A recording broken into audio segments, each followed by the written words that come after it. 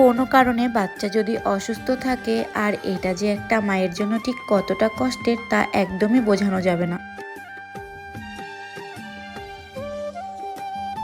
কিছুদিন ধরেই আমার মেয়েটার শরীর বেশ অসুস্থ, আর তোমরা তো এটা খুব ভালোভাবেই রিয়ালাইজ করো যে একটা বাচ্চা অসুস্থ থাকলে সেই অবস্থা ঠিক কেমন হয়। আমি এখানে সকালবেলা ঘুম থেকে উঠেই সমস্ত কাজকর্ম সেরে তারপরে ফ্রেশ হয়ে নিলাম। আর হ্যাঁ, তোমরা কে কোথা থেকে আমার এই ভিডিওটা দেখছো তারা কিন্তু আমাকে অবশ্যই কমেন্ট করে যাবে। তারপর এই যে আমাদের এখানে একটা কাকা আসে, তার কাছ থেকে আমি প্রায় প্রতিদিনই দুধ রাখি, তিনিও দুধটা দিয়ে গেল। তো ভাবছি এটা তো এখন আর জাল করব না, তাহলে দুধটা ফ্রিজেই রেখে দিই, পরে আমার প্রয়োজন মতো আমি এটা বের করে নিব। আর হ্যাঁ, আমার একটা কথা জানার ছিল, কাঁচা দুধটা এভাবে করে ফ্রিজে রাখলে কিছুদিন পর দেখা যায় যে দুধটা কেমন যেন ফেটে যায়। দুধ ফ্রিজে রাখার কি এমন কোনো টিপস আছে যেটা ব্যবহার করলে দুধ বেশ কিছুদিন পর্যন্ত ভালো থাকবে? তো এই যে তারপরে আমি দুধটা ফ্রিজে রেখে বেরিয়ে পড়লাম একটা ঝুড়ি নিয়ে ফুল আনার জন্য।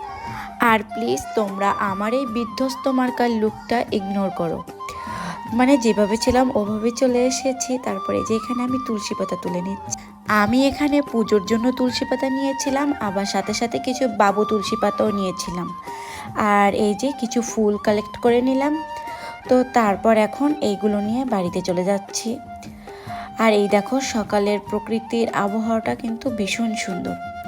তো তারপরে এই যে বাবু তুলসী পাতাগুলো নিয়ে এসেই পাতাগুলো খুব ভালোভাবে ধুয়ে নিলাম। আর বেশ কিছুদিন ধরে বললাম না আমার মেয়েটা অসুস্থ, তার মেইন কারণ হচ্ছে ওর প্রচণ্ড পরিমাণে ঠান্ডা কাশি হয়েছে।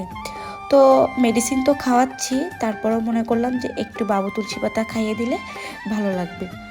আর এই তুলসী পাতাটা না সর্দি কাশির জন্য ভীষণ উপকার, এর সাথে যদিও একটু মধু খাওয়া যায় তাহলে তো আরও বেশি উপকার।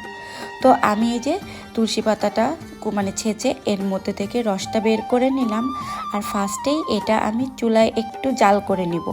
এর সাথে একটু মধু আর একটু আদা মিশিয়ে দিলে কিন্তু এর উপকারিতা আরও বেশি হয়। আমি আদাটা ইউজ করব না, কারণ আদা একটা অতিরিক্ত ঝাল আছে যেটা আমার মেয়ে খেতে পারবে না, তাই আমি এর সাথে একটু সামান্য পরিমাণে মধু অ্যাড করে নিলাম।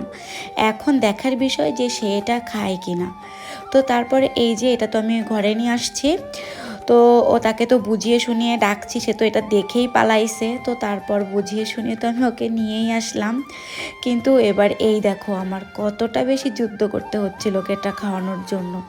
লাস্ট পর্যন্ত এটা আর কিছুটা ওর পেটে গেছে, আর বাদ বাকিটা সমস্তটাই ওর শরীরে মাখছে, আমার শরীরে মাখছে, মানে খেতেই চায় না, জোর করে